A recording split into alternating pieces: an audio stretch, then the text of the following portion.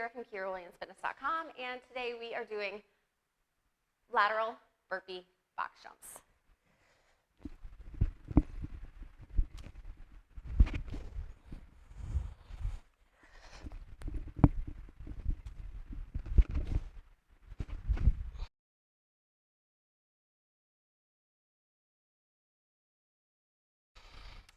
So when we do these, we are going to be standing beside our box.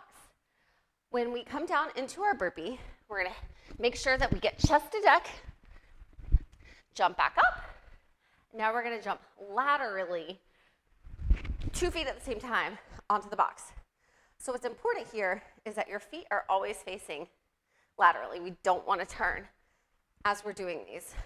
We can step down, go into our next one, or make sure extend at the top, jump back down and into our next one.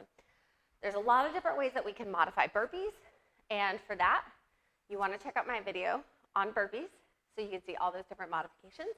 But if you are ready to start doing workouts like this on your own, sign up for online personal training at KyraWilliamsFitness.com.